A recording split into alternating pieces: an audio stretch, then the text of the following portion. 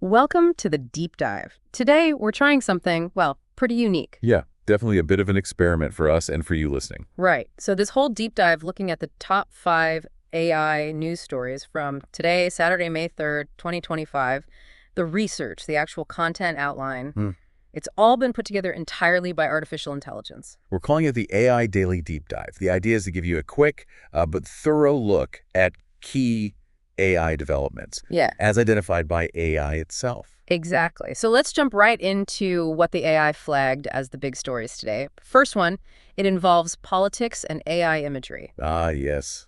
President Trump sharing that AI-generated picture of himself, styled as the Pope. Yeah, on Truth Social. And this was right before the Catholic Church's conclave started, to choose the next pope after Pope Francis passed away recently, April 21st. Right. The image itself was, well, quite something. Trump in the full white and gold papal gear, raising a finger like he's giving a sermon. And it wasn't just on Truth Social, was it? The official White House X account apparently reposted it too.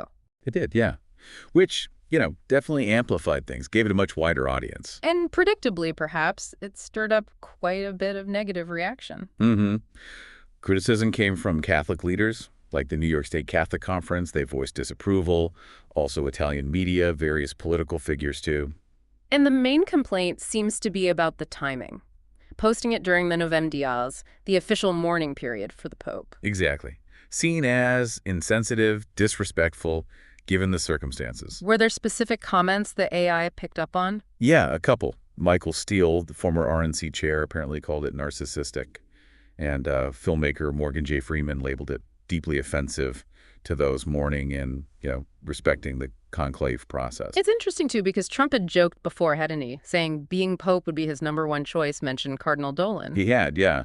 Though, obviously, the reality is quite different. Only cardinals under 80 can actually be in the conclave in the Sistine Chapel.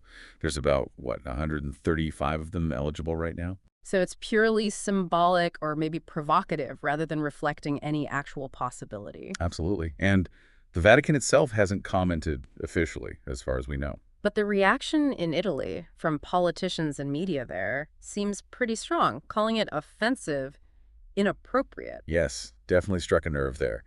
And, the AI analysis also points out this fits into some broader tensions, maybe, between the Trump administration and the church, especially over things like immigration. Right. Pope Francis himself had criticized some of Trump's policies in the past. His final message was apparently about peace and building bridges. So this incident, beyond the immediate reactions, it raises bigger questions, doesn't it? About using AI-generated images in politics. Yeah, the potential for misinformation, eroding trust, that whole side of things, ethical considerations for AI and political communication. It's a big theme. Definitely one to watch. Okay, so moving on from that, what's story number 2? This one shifts gears. It's about AI timelines and capabilities coming from an appearance on the Joe Rogan Experience. Ah, right. Jeremie and Edouard Harris from Gladstone AI were on the show. And Jeremie Harris made a pretty bold prediction, didn't he, about when AI might reach human-level capabilities? He did. He suggested it could be as early as 2027 or 2028 across, various different domains, not just one specific task. Wow, 2027 or 2028. That's not far off at all. And he apparently suggested AI might even be able to discuss its own impact by then. Yeah, that was part of the prediction. Yep. That level of self-awareness or at least analytical capability regarding its role. And the AI's analysis notes this is happening while AI is already impacting, well, pretty much everything. Geopolitics, the economy, industry. True.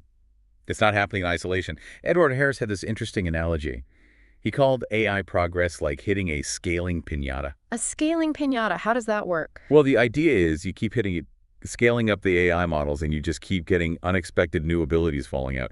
You don't always know what you're going to unlock next. That's quite a visual. And it kind of fits with how quickly things seem to be moving, right? You see tools like ChatGPT just exploding in usage. Exactly. It's becoming part of daily life for many people.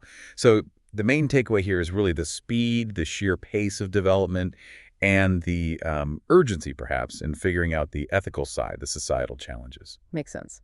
Okay, third story. This one's about AI getting its hands dirty, so to speak, in coding. Ah, the Microsoft story. CEO Satya Nadella talking about how much of their internal code is now AI generated. Right. What was the figure he mentioned? He said between 20% and 30%, which is pretty significant. 20 to 30% of Microsoft's own code.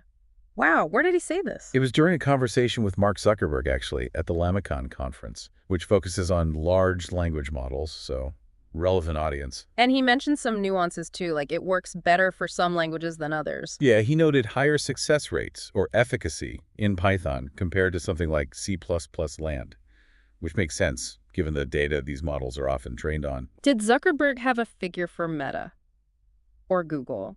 Apparently, Zuckerberg said he didn't know Meta's exact figure offhand.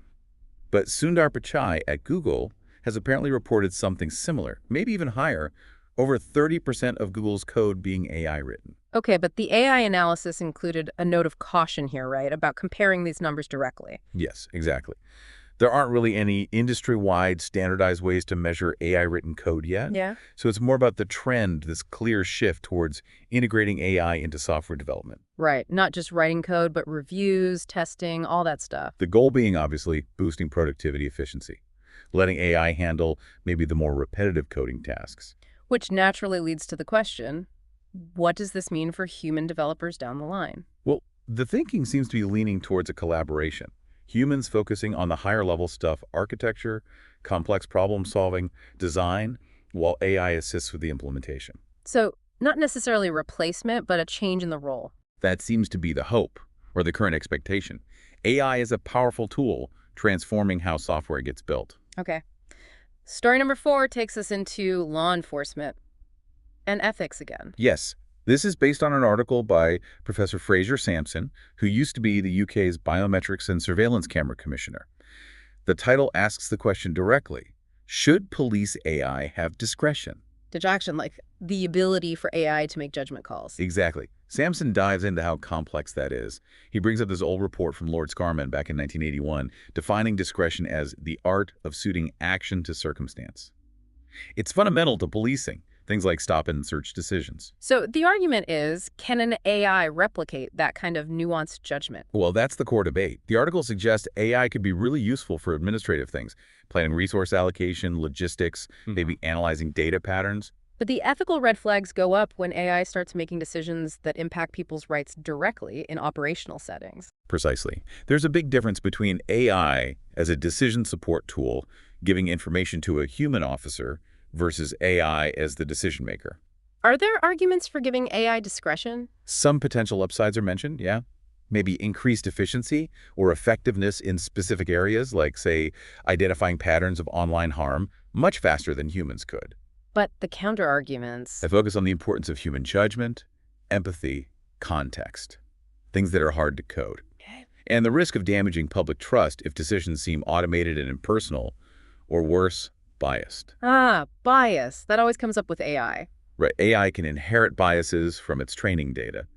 Though, interestingly, the article also notes AI could potentially help identify human biases in policing patterns if used carefully. It also raises questions about training and accountability, doesn't it? If AI makes more decisions, do officers lose skills?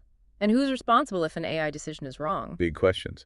And public perception is key. Sampson apparently references surveys like one from Centric, showing people are quite apprehensive about AI having too much power in policing. So what's the conclusion? Does Sampson lean one way? It sounds like a call for balance. Leverage AI's strengths, sure, but preserve that crucial human element, judgment, empathy, accountability. It needs ongoing discussion, transparency, community involvement, not a simple yes or no. Right. Okay, that leads us to our 5th and final story for today. This one's about cybersecurity. Yes, the emergence of what are being called digital defense AI agents. Okay, what exactly are those? Sounds like something out of sci-fi. Yeah, maybe a little. But the concept is basically autonomous AI systems designed to handle cybersecurity proactively. So detecting threats, analyzing them, and responding all in real time without constant human command. How do they work? The core idea is machine learning. They learn normal patterns, network traffic, user behavior, system operations, and then look for anomalies, things that deviate from that normal baseline, which could signal an attack. And they adapt over time. That's the goal, yeah. Continuous learning to keep up with new threats. What are the main advantages seen here? Scalability is a big one. Ensuring consistent security across potentially huge and complex digital infrastructures. Speed and efficiency too, processing massive amounts of data way faster than humans to spot and react to threats immediately. And I guess it helps with the cybersecurity skills shortage we always hear about. Definitely. Automating routine monitoring and response tasks frees up the human experts to focus on more strategic things, like threat hunting or designing better defenses. But there must be downsides or concerns, too. Oh, absolutely. The AI analysis highlights worries about these agents being manipulated themselves or making mistakes, false positives, or missing actual threats. What happens if an AI wrongly shuts down a critical system? Yeah, that could be bad. So oversight is key. Crucial. Human oversight, clear rules of engagement, ethical guidelines, transparency about how they work, protocols for human intervention, all that needs to be baked in. So it's a powerful new tool, but one that needs careful handling. Exactly. A significant step forward in proactive cybersecurity, but not a silver bullet, and it comes with its own set of challenges. Okay, so that's our 5 AI selected stories for today, May 3rd, 2025. We had the Trump AI Pope image and the reactions. The predictions about human-level AI potentially arriving by 2027 or 2028. Microsoft and Google using AI to write a pretty chunky percentage of their own code. The really complex debate around whether police AI should have discretionary powers. And finally, the rise of these digital defense AI agents in cybersecurity. Quite a range, touching on politics, ethics, technology development, security. It really shows how broad AI's reach is becoming. It really does. And remember, this overview, these stories, were all surfaced and summarized for us by an AI. A glimpse into how AI sees its own world, perhaps. So as we wrap up, maybe a final thought for you to consider, prompted by this AI-driven dive. Yeah, thinking about all these different applications from political statements to writing software, even potentially making policing decisions or defending networks, what do you think will be the most transformative impact of AI in, say, the next few years? Where will we feel it the most? Something to chew on. Thanks for joining us for this AI Daily Deep Dive. We'll catch you next time.